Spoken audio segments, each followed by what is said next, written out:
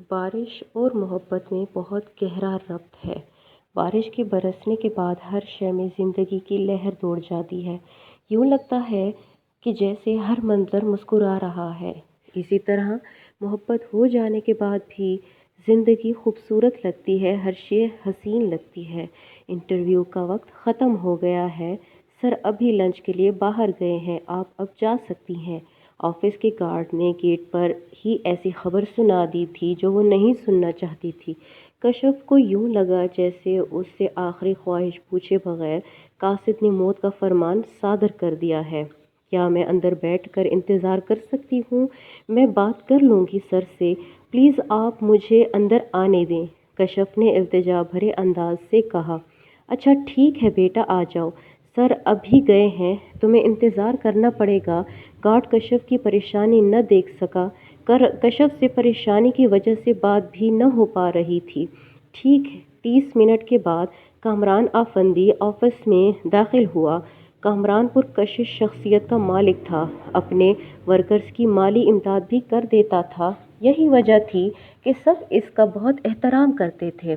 کبھی کبھار تو یوں لگتا تھا کہ ساری دنیا کی رحم دلی کامران افندی کے دل میں سما گئی ہے۔ کشف کے آنے کی اطلاع کامران کو فون پر مل گئی تھی۔ اس نے کشف کو اپنے کیبن میں بلا کر کہا، سر کیا میں اندر آ سکتی ہوں؟ کشف نے دروازے پر کھڑے ہو کر سوال کیا۔ یس، کامران نے کشف کے سوال کا جواب دیتے ہوئے جی تو میں مس کشف، کیا آپ کے لیٹ کی وجہ پوچھ سکتا ہوں؟ آئی ایم سوری سر، میرے والدہ کی طبیعت اچانک خراب ہو گئی تھی، اس وجہ سے میں لیٹ ہوئی ہوں۔ اب کیسی ہیں وہ؟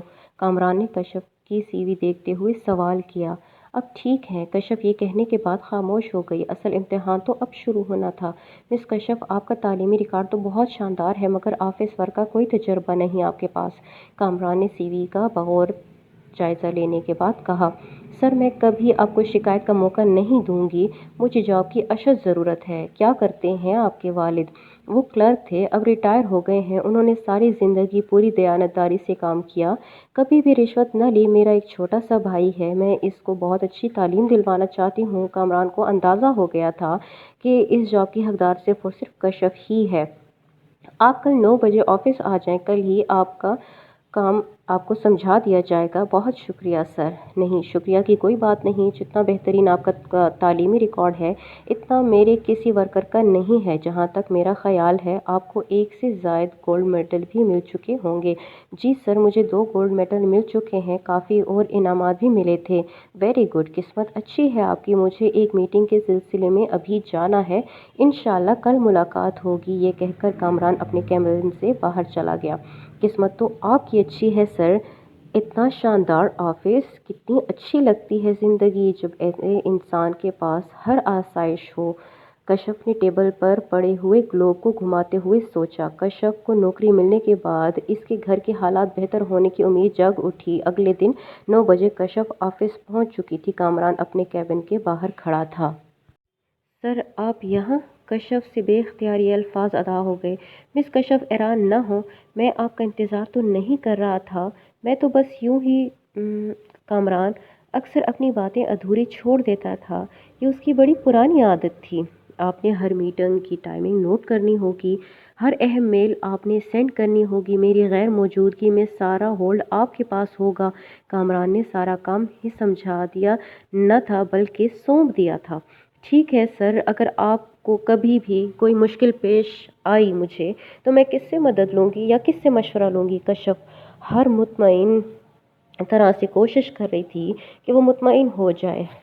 مدد کے لیے آپ کسی سے رابطہ نہیں کریں گی، آپ ڈائریکٹ مجھ سے ہر بات پوچھ سکتی ہیں۔ پرانے ورکرز نیو ورکرز کو کتنا ہی اچھا گائیڈ کرتے ہیں میں جانتا ہوں۔ ہر ڈپارٹمنٹ میں نیو ورکرز کو کم از کم ہی رہنمائی ملتی ہے، مگر آپ پریشان نہ ہوں، مجھے امید ہے کہ آپ جلد ہی آفس میں اپنا مقام خود اپنی محنت سے بنا لیں گی۔ کامران نے کشف کی تمام پریشانیاں چند ہی لمحوں میں مٹا دی تھیں۔ کامران افندی اتنا مہربان آج تک کسی پر نہ تھا۔ اس کی اپنی فیملی میں ایک سے ایک بڑھ کر حسین اور امیر لڑکی موجود تھی، مگر سارا حسن تو سادگی میں ہی ہوتا ہے، اس کا اندازہ اسے کشف کو دیکھنے کے بعد ہو گیا تھا۔ بہت کم لوگ ایسے ہوتے ہیں جو آپ کے دل میں اپنا قبضہ جما لیتے ہیں۔ ان کے نام ہی سے آپ کے چہرے پر مسکراہٹ چھا جاتی ہے۔ دل چاہتا ہے کہ دنیا بھر کی خوشیاں ان کے قدموں میں ڈھیر کر دی جائیں۔ ان کی آنکھوں سے بہتے آنسو اپنے ہاتھوں کے پوروں میں جذب کر لینے کا جی چاہتا ہے۔ دل چاہتا ہے کہ ان کی زندگی سے ہر غم چرا کر وہاں اپنی خوشی رکھ دی جائے۔ ان کی موجودگی میں تو سب اچھا لگتا ہے، اور جب وہ نظروں سے اوجھل ہو جائیں تو یوں لگتا ہے جیسے سانس تو چل رہی ہے مگر جسم بے جان اور ساکت ہو گیا ہے۔ رات کے 12 بجے کامران اپنے ٹیرس پر آ گیا۔ دھند کی وجہ سے دور دور تک کچھ نظر نہیں آ رہا تھا۔ اسے بچپن سے ہی دھند بہت پسند تھی۔ اس نے چھوٹی عمر میں ہی ڈھیروں کامیابیاں سمیٹ لی تھیں۔ فرانس سے ماسٹرز کی ڈگری حاصل کرنے کے بعد اس نے پاکستان آ کر اپنے ڈیڈ کا آفس جوائن کر لیا تھا۔ کامران کی ایک چھوٹی بہن تھی جو شہر کے بہترین کالج میں تعلیم حاصل کر رہی تھی۔ کامران کافی کا مگ ہاتھ میں تھامے کافی دیر تک ٹیرس پر کھڑا رہا۔ محبت جب ایک بار دل کے دروازے پر دستک دے دیتی ہے تو پھر سوچوں کے سمندر سے آزادی ممکن نہیں ہو پاتی۔ صبح کامران کی طبیعت سردی لگنے کی وجہ سے خراب ہو گئی۔ کامران کو تیز بخار ہو گیا تھا مگر اس نے آفس نہ جانا مناسب نہیں سمجھا۔ وہ باقاعدگی سے آفس جاتا تھا۔ سر، آج آپ کی میٹنگ ہے، کشف نے کامران کے کیبن میں داخل ہونے کے بعد کہا۔ کینسل کر دو، آج میری طبیعت کسی میٹنگ کی اجازت نہیں دے رہی۔ کامران نے کھانستے ہوئے اپنی بات مکمل کی۔ سر، آپ کی طبیعت تو کافی خراب ہے، کوئی میڈیسن لی آپ نے؟ کوئی میڈیسن نہیں اثر کرے گی اب۔ کیوں سر، کیا ہوا؟ ایسا کیوں کہہ رہے ہیں آپ؟ کچھ نہیں کشف، بس وہ… اچھا، آپ ایسا کریں، اس پروجیکٹ کی فائنل رپورٹ تیار کر لیں، میں کچھ دیر تک آتا ہوں۔ کامران یہ کہنے کے بعد آفس سے باہر اپنی گاڑی میں بیٹھ کر نہ جانے کہاں چلا گیا۔ کشف حیران ہو گئی کہ اچانک کامران کو کیا ہو گیا ہے۔ کامران کو منزل کا علم نہ تھا، وہ تو کسی انجان منزل کا مسافر بنا ہوا تھا۔ وہ نہیں جانتا تھا کہ اس نے کہاں جانا تھا، وہ بس اس وقت کشف کے سامنے سے ہٹ جانا چاہتا تھا۔ عین ممکن تھا کہ وہ اپنے دل کی بات کہہ دیتا۔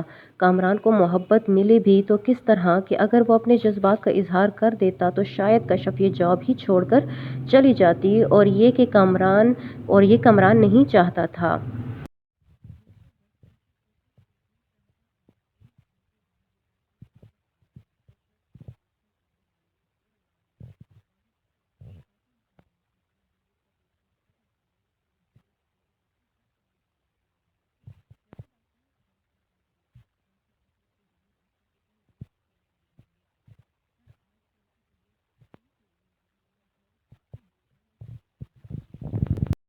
میں گاڑی میں بیٹھنے جا رہا ہوں، آپ بھی آ جائیں، باہر آپ کا انتظار کر رہا ہوں۔ کامران یہ کہتے ہی آفس سے باہر چلا گیا۔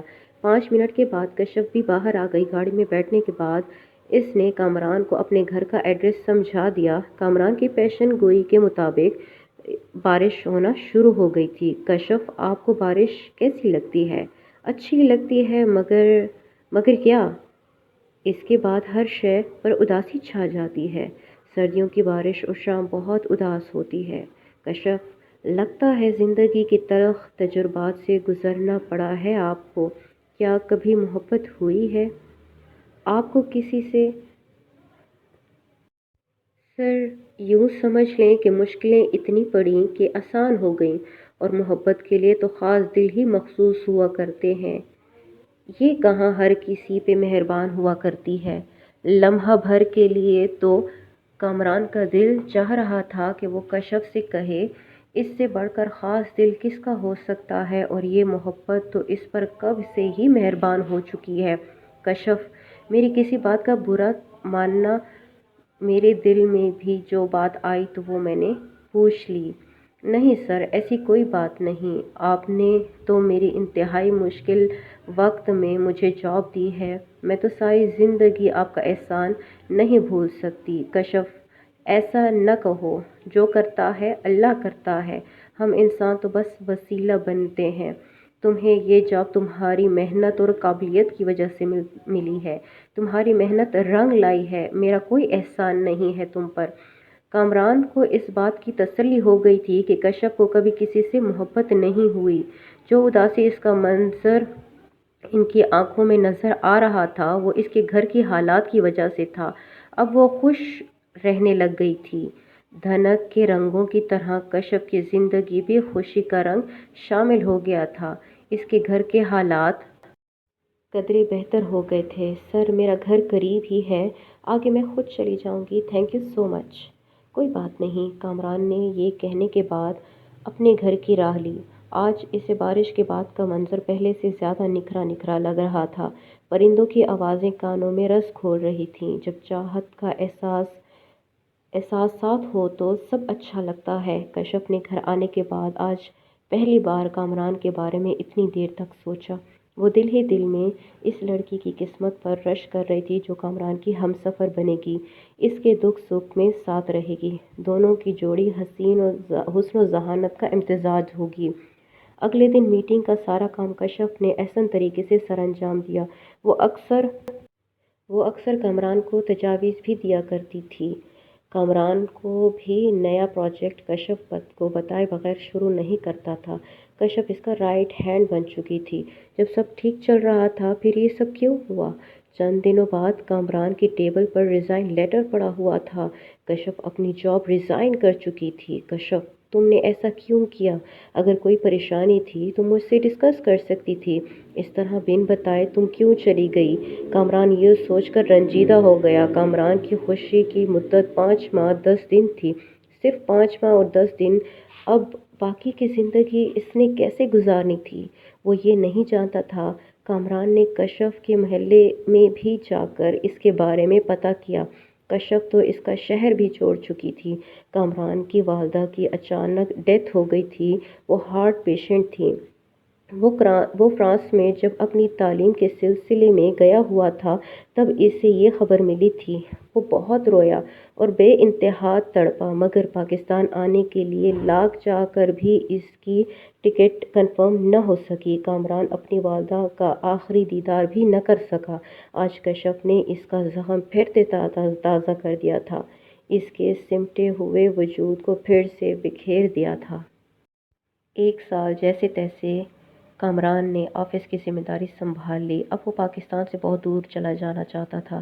اس کے والد اور اس کی بہن تو کافی ماہ پہلے ہی فرانس چلے گئے تھے، مگر کامران کو کشف کے واپس لوٹ آنے کی امید باقی تھی۔ مگر اب کامران تنہائی اور یادوں کے سہارے مزید وقت پاکستان میں نہیں گزار سکتا تھا۔ اس نے فرانس جانے کا ارادہ کر لیا۔